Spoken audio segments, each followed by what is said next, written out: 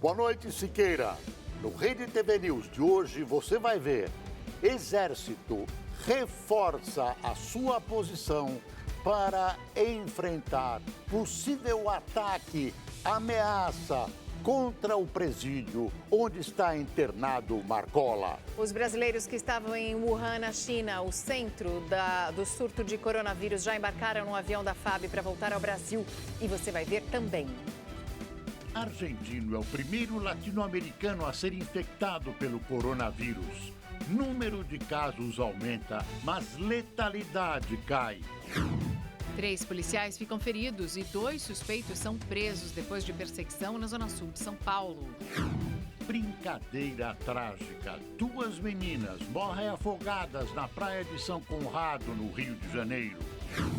Oscar, 1917 e Parasita concorrem a filme do ano.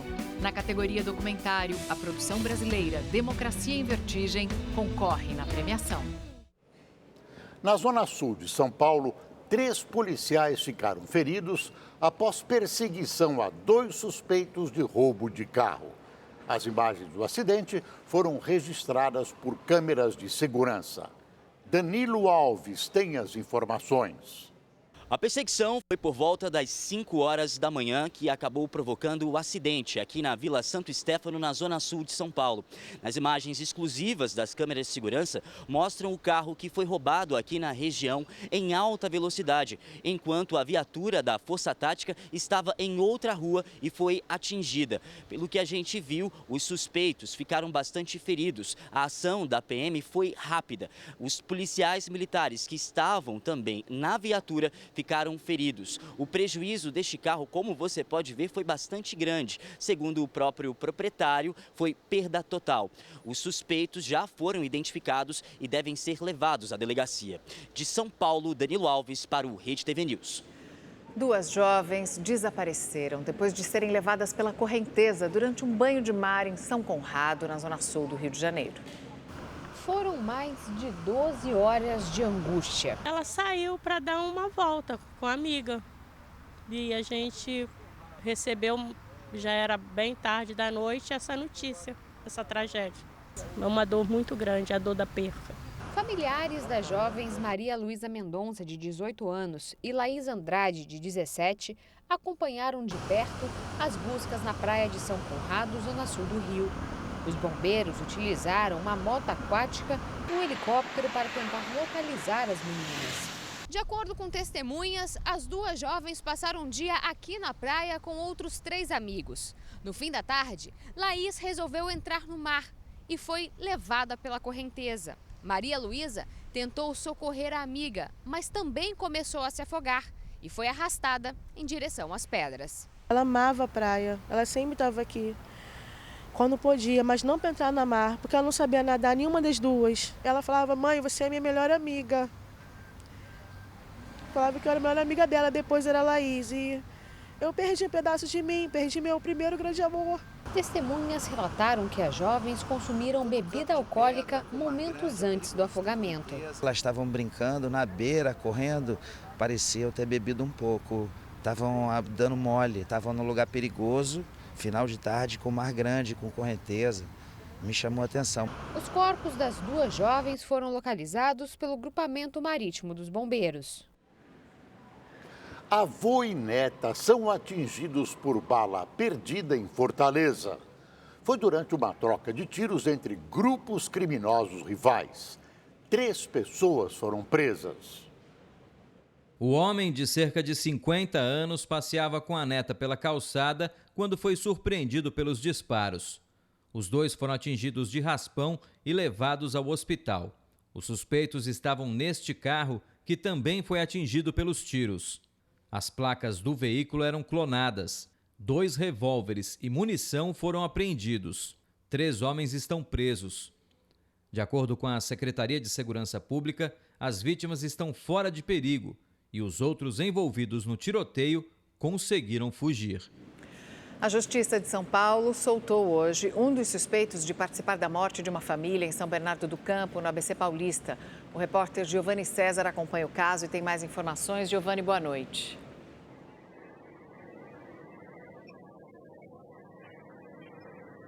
Boa noite, Mariana. Boa noite, Boris. A polícia ainda tenta desvendar esse caso. A filha do casal, Ana Flávia, e a namorada dela, Karina, chegaram a confessar a participação no assalto, mas sem nenhuma relação com as mortes. Hoje, um suspeito foi solto depois de apresentar provas de que ele não estava na hora do crime no local. Ele estava em outro local, inclusive no interior do estado. O Michael estava preso por causa de um outro suspeito que, em depoimento, disse que ele tinha alguma participação nesse crime, mas esse suspeito, Juliano de Oliveira, admitiu para a polícia ter mentido para proteger o irmão dele. A polícia, então, pediu que a justiça soltasse Michael. A prisão de um outro suspeito foi decretada hoje. A novidade hoje são imagens, né? Agora nós vamos mostrar imagens de câmera de segurança de um posto de gasolina que foram obtidas pela imprensa hoje. Elas mostram um dos suspeitos comprando gasolina em um galão. Segundo a polícia, quem está no carro é Jonathan Ramos. Ele ainda segue foragido. Segundo a investigação, a gasolina foi comprada para atear fogo nos 3 corpos.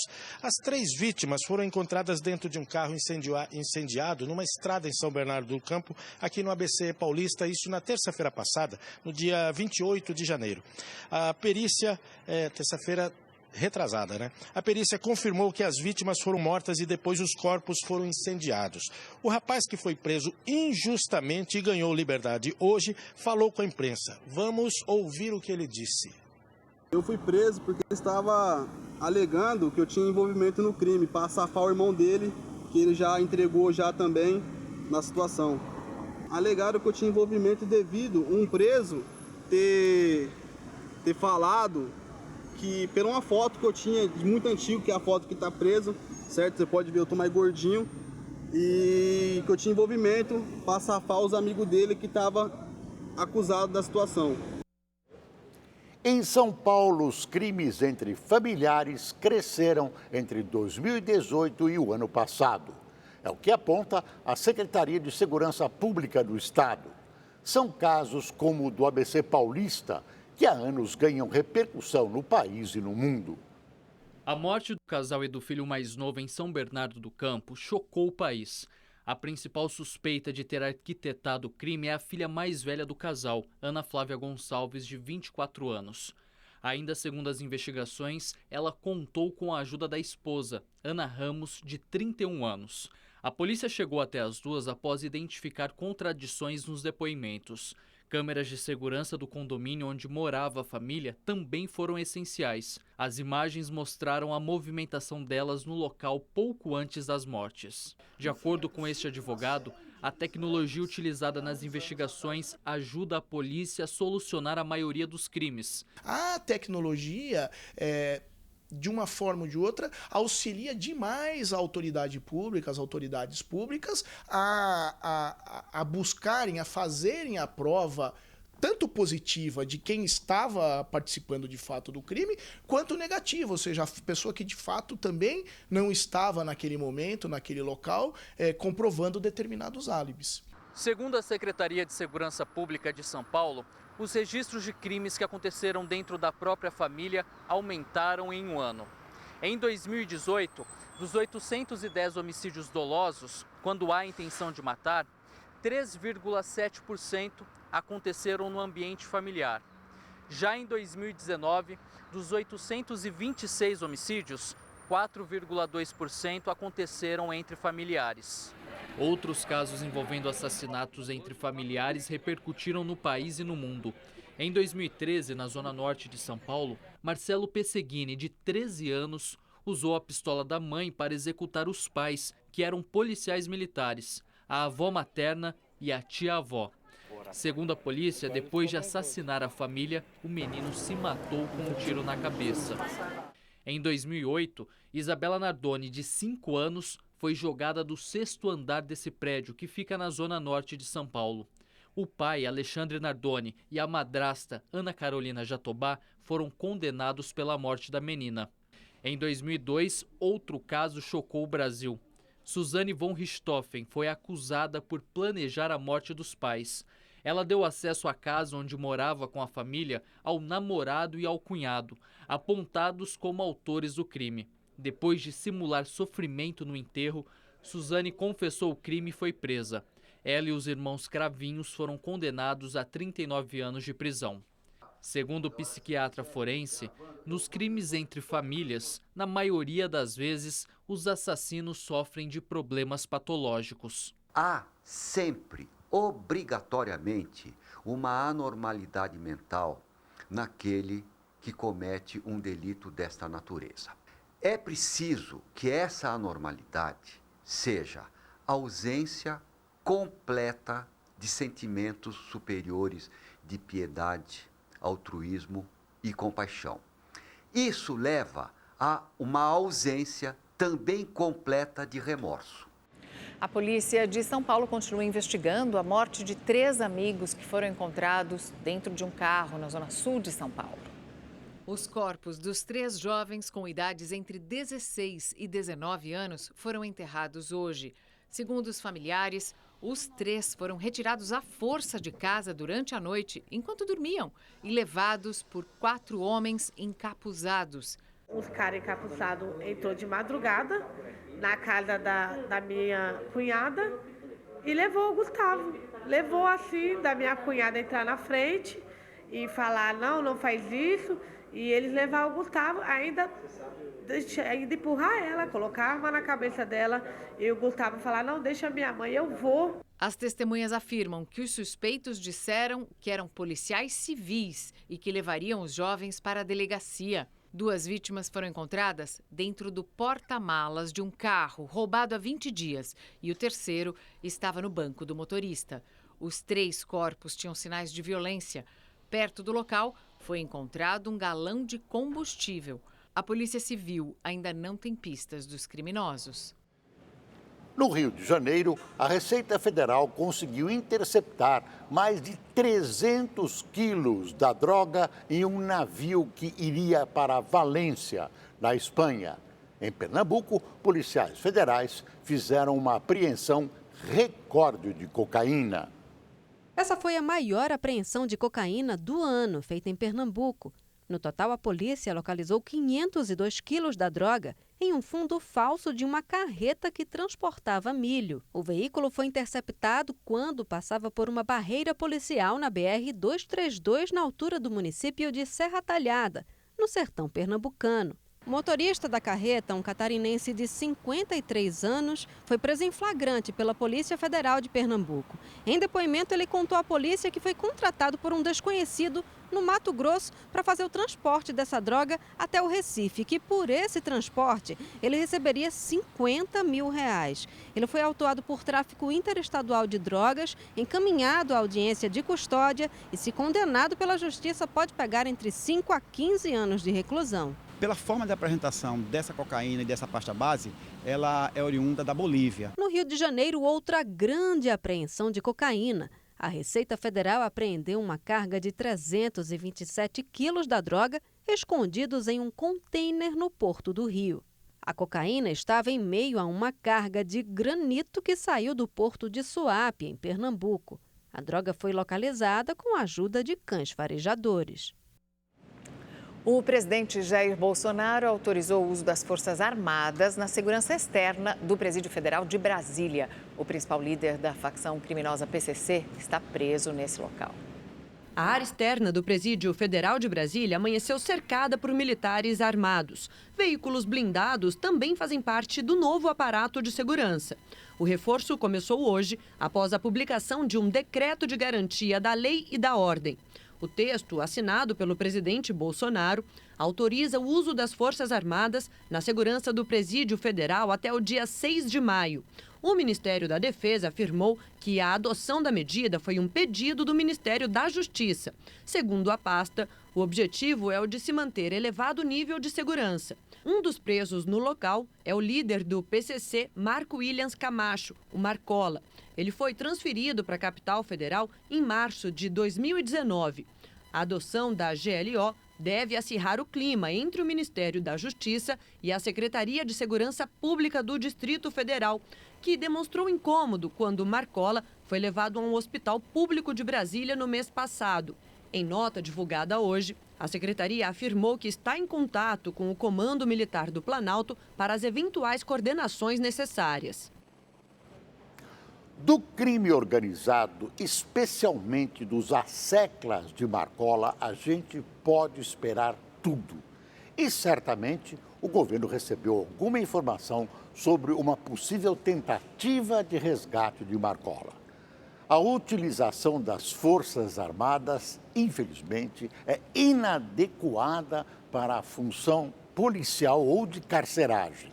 Mas a presença do Exército nos faz presumir o que o governo pensa ser o poderio e a ousadia desses bandidos. Não é fácil combater o crime organizado. Este governo está tentando, mas ainda precisa de mais meios, inclusive mais ferramentas jurídicas adequadas. A Defesa Civil de Belo Horizonte estendeu o alerta para novos temporais até amanhã deste sábado. Com o volume acima da média, os estragos da cidade são cada vez maiores. Desde o início do ano tem sido assim. As tempestades provocam inundações em praticamente todas as regiões da capital mineira. Os estragos e transtornos também estão por toda parte. Nesta avenida, operários e tratores trabalham para retirar a lama de um deslizamento de terra. Já nesta rua, uma cratera foi fechada pela segunda vez nos últimos dias. Ninguém está saindo de casa. Quem tem garagem aqui nessa rua, está todo mundo preso. Na Avenida Tereza Cristina, na região oeste, a situação é caótica. Ontem, o Ribeirão Arrudas voltou a transbordar e a via foi fechada pela 11ª vez neste ano. O asfalto praticamente desapareceu e alguns trechos viraram estrada de terra. Passar por aqui se tornou uma aventura perigosa para os motoristas. As obras de recuperação ainda não começaram. Cada chuva que vem, tem que sair de casa, tem que sair correndo, destrói o que a gente tem, o que a gente conseguiu construir, destrói. Na mesma avenida, esta casa corre o risco de desabar. A água vem e já vem arrebentando tudo. Se der mais uma enchente, com certeza a minha parede ali vai pro chão. Num dos temporais deste ano, a água subiu tanto na Avenida Tereza Cristina que a família ficou ilhada aqui dentro da casa. A solução foi quebrar a parede do banheiro. Os moradores saíram por este buraco, olha só. E depois, com a ajuda de uma escada, subiram para o telhado. Dona Paula, de 79 anos, ainda não se recuperou do susto. Uma mulher pesada igual eu, sem força. Subir por escada acima e para lá em cima, por cima do telhado, para ser para outro lugar para salvar? Não. Vamos saber então como fica o tempo neste fim de semana com a Gabriela de França. Olá, boa noite. Antes da previsão, vamos falar da chuvarada que atingiu todo o litoral de Santa Catarina. A gente tem imagens e olha só, em Balneário Camboriú, em poucos minutos de chuva, as ruas ficaram assim completamente alagadas. Num parque, os turistas foram surpreendidos pelo temporal. Bom, a Defesa Civil sobrevoou toda essa região para avaliar aí as consequências, em decorrência dessa chuvarada toda, do alto volume de chuva, e avisa que toda essa região está em atenção. Amanhã a chuva até diminui, mas ela ainda deve aparecer não só em Santa Catarina, mas em praticamente todo o Brasil. Só não vai chover nessas áreas em amarelo, aqui no extremo norte do Brasil, também entre Natal e Maceió e em algumas áreas aqui do leste do Rio Grande do Sul. E olha, o final de semana vai ser com muita, mas muita chuva mesmo no centro-oeste do Brasil. Essa chuvarada também deve atingir áreas aqui do Tocantins, interior da Bahia, Piauí, Maranhão e o leste do Pará. Estão na rota desse temporal, chuva forte, com raios, vendaval, Cuiabá, Belém, São Luís, onde além da chuva forte o tempo fica fechado também e mesmo com mau tempo as temperaturas seguem altas, aí na casa dos 31, 29 graus. Agora no sudeste do Brasil, gente, cara de verão nesse final de semana, muito sol, calor e pancadas de chuva só no finalzinho da tarde, menos em Minas Gerais, que continua com o tempo bastante carregado. Vamos lá então para Belo Horizonte, porque em BH, gente, continua alerta máximo, vem mais chuva aí. O sábado vai ser chuvoso, no domingo tem temporal e a temperatura cai, viu? Máxima de 22 graus, sensação de friozinho. Agora no Rio de Janeiro, o sol vai predominar durante todo o final de semana, até pode ter chuva no finalzinho do dia, amanhã. No domingo o sol brilha forte o dia todo e vai estar quente, máxima de 32 graus, vai dar para aproveitar a praia. Na capital paulista, depois do final de semana aí de bastante sol, calor e chuva somente no finalzinho do dia, amanhã faz 29 graus, 27 graus no domingo domingo, a semana vai começar com temporal e queda de temperatura. Segunda-feira com friozinho, a máxima não passa de 21 graus. Sábado de muito sol e mais um dia bastante quente para os gaúchos. Em Porto Alegre, máxima de 35 graus. Mesma coisa em Boa Vista. E em Fortaleza, o sol brilha forte o dia todo neste sábado e a máxima é de 31 graus. Também vai dar para curtir bem aí o dia e dá para pegar uma praia também. Eu fico por aqui. Um ótimo final de semana para você. Até mais. Tchau, tchau. Um carro foi engolido por uma cratera na zona leste de São Paulo após o rompimento de uma adutora. O motorista do carro disse que não conseguiu tirar o veículo do buraco, que logo em seguida virou uma cratera. Ninguém se feriu.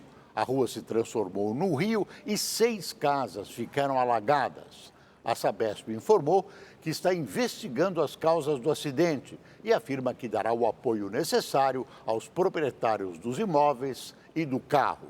O rompimento afetou o abastecimento das imediações e a conclusão dos reparos deve durar até 24 horas. Aliás, além dessa imensa cratera, São Paulo tem um número enorme de buracos que a prefeitura promete tapar. As chuvas também têm impedido que os trabalhos se realizem com sucesso. Isso lembra a história, que é fictícia, de um prefeito cuja cidade tinha um buraco na entrada onde caíam diariamente dezenas de carros.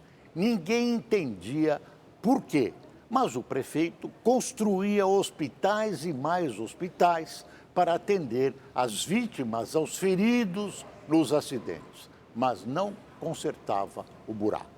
O Brasil está cheio desses buracos. Os aviões da Força Aérea Brasileira deixaram a cidade de Wuhan no fim da tarde de hoje, no horário de Brasília, com os brasileiros que estavam isolados na cidade, que se tornou o centro da epidemia do coronavírus. No meio da tarde no Brasil, madrugada na China, os brasileiros que estão em Wuhan começaram a embarcar nas 2 aeronaves enviadas pelo governo para fazer a repatriação. Como a viagem de ida demorou mais que o esperado, a previsão de chegada foi alterada. A expectativa é que eles pousem na base aérea de Anápolis, no estado de Goiás, na noite de sábado para domingo. Às 17h30 de amanhã, essas aeronaves, depois de passarem por Varsóvia, Las Palmas e Fortaleza, estarão entrando entre Las Palmas e Fortaleza no Espaço Aéreo Brasileiro às 17h30, que receberão uma mensagem do governo brasileiro de boas-vindas de volta à Pátria Amada. E a chegada estimada em Anápolis, então, está prevista para meia-noite. Pouco antes do início do embarque na China, os ministros da Saúde, Luiz Henrique Mandetta, e da Defesa, Fernando Azevedo, estiveram na base aérea de Anápolis para vistoriar o local. Os 34 brasileiros que virão de Wuhan vão passar 18 dias em quarentena nas instalações militares. A base aérea tem mais de 16 mil metros quadrados e, em geral, abriga 1.700 militares. Os repatriados vão chegar e seguir direto para o hotel de trânsito, que tem 38 suítes e é considerado a área branca. Se algum dos hóspedes apresentar sintomas do coronavírus, ele será levado para a área amarela. Se o quadro se agravar, ele será transferido de helicóptero para o Hospital das Forças Armadas, em Brasília, que fica a 150 quilômetros de Anápolis. A estrutura do hotel de trânsito foi adaptada para receber os repatriados. Os quartos têm frigobar, televisão, telefone, ar-condicionado e internet. Além disso, foi criada uma área de lazer, com brinquedoteca, videogame, jogos, biblioteca e atividades culturais. Os hóspedes receberão 6 refeições diárias, elaboradas por nutricionistas. Além disso, terão acompanhamento psicológico e religioso e serviços de primeiros socorros e emergência odontológica. Os exames obrigatórios serão feitos 3 vezes ao dia. Antes de seguir para Anápolis, os ministros fizeram uma reunião com o presidente Jair Bolsonaro para atualizá-lo dos preparativos para a chegada dos brasileiros. Operação muito bem preparada, planejada, bem demonstra aí a dedicação, o empenho e o patriotismo por parte de todos envolvidos. Então esse é o maior interesse, mostrar inclusive que tem crianças, tem bebês que estão vindo para o Brasil.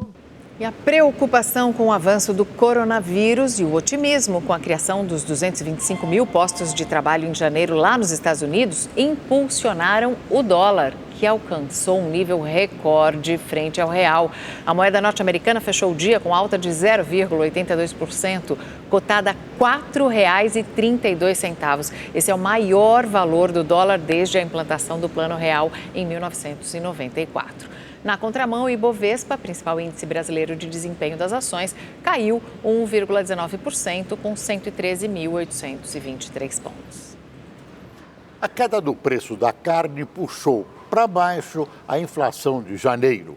O IPCA ficou em 0,1%, menor resultado para o mês desde 1994. Em dezembro, o índice chegou a 1,15%. Na comparação com janeiro de 2019, houve retração de 0,11%. Nos últimos 12 meses, a inflação acumula 4,19%. Vamos então conversar com a nossa analista de economia, Salete Lemos, para saber se essa alta do dólar, mais as incertezas criadas pelo coronavírus, podem ou não impactar nos preços e pressionar a alta da inflação aqui no Brasil para a gente, né? Boa noite, Salete. Olá, Mariana, boa noite, Boris, boa noite a você que nos acompanha aqui no Rede TV News. Esse foi, gente, o tema de hoje nas discussões entre vários economistas dentro e fora do governo. A questão discutida é a queda dos juros, que na última quarta-feira atingiu o menor patamar da história, 4,25% ao ano. Muito bem. Queda de juro fortalece consumo como um todo e, claro, por tabela, estimula o crescimento da nossa economia. E aí a pergunta era mais ou menos essa: será que o Banco Central errou a mão? Será que o governo deveria esperar um pouquinho antes de baixar ainda mais a taxa de juros? Gente, nada a ver. Claro que ninguém em sã consciência pode prever os efeitos de uma propagação maior do vírus, mas a equipe econômica está atenta, está muito comprometida, não só com o controle da inflação, mas com as reformas, retomada do emprego, crescimento econômico. Confiança, senhores, confiança é o combustível para a retomada do investimento produtivo, que sai fortalecido com a queda dos juros. Claro, em vez de deixar o dinheiro rendendo nos bancos, dinheiro na produção, dinheiro na criação de emprego, na geração de novos negócios. O caminho é esse, não tem jeito, Mariana, né? Porque dinheiro na mão, já dizia a música da novela antiga, é vendaval. E o carnaval também está aí. Obrigada, Salete. Boa noite. Obrigado, Salete. E o Rede TV News fica por aqui. Boa noite. Uma boa noite, até segunda.